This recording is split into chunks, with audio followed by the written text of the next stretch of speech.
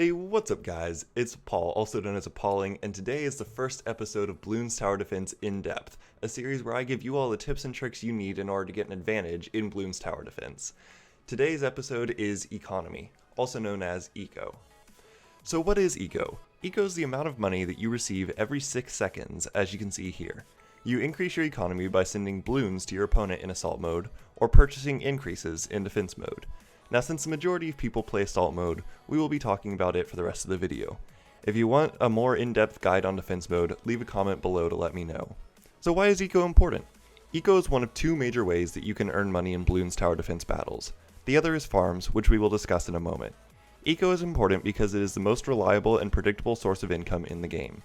If you don't increase your economy and you don't have farms, you will only get the standard $250 every 6 seconds.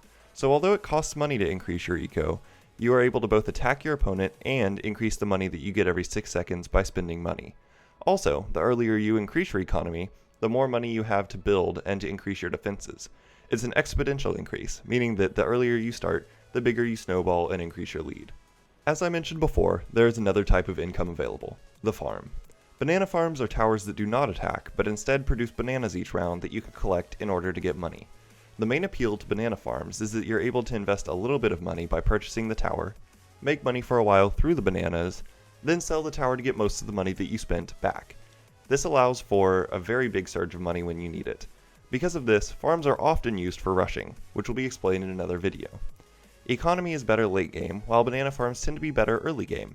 Since there are so many variables in how much money you can make and how well things are timed, there isn't really a way to know exactly when you should use one or the other.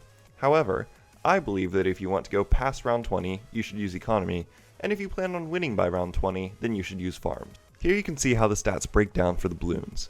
For each balloon, I showed a picture of it, at what round it can be sent, how many layers it has, the number of layers per dollar spent, the income change, and the income change per dollar spent. Since the first 3 columns are pretty self-explanatory, I'll start on the layers. In this column, I calculated the number of layers that are sent. So for the grouped reds, you send 8 balloons, each one containing 1 layer, for a total of 8 layers. For the blues, you send 6 balloons, each containing 2 layers, a blue and a red, for a total of 12 layers, and so on. The 5th column shows how many layers you get for each dollar.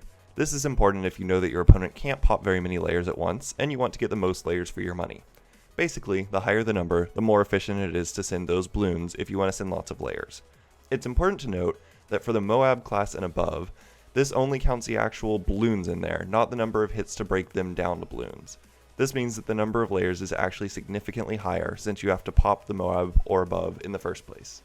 The second to last column is the amount of income change each time you click that balloon once. Ceramics and bigger cause you to lose money, denoted by the red and negative sign. The last column shows the income change per dollar spent.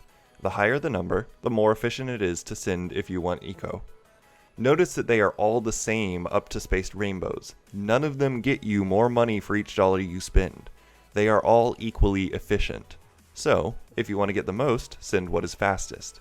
Although I haven't been able to get the data for the speed of the balloons yet, I believe the grouped pinks are the fastest, and therefore the best choice to send when you can. Guys, this took several hours and a lot of effort to make and put together. If you enjoyed it, please leave a like and a comment telling what I did well or what I can improve on or anything to help me out here. I want to know what you guys think. And if you really enjoyed it, make sure to share it with your friends. As always, I hope you all have a wonderful day.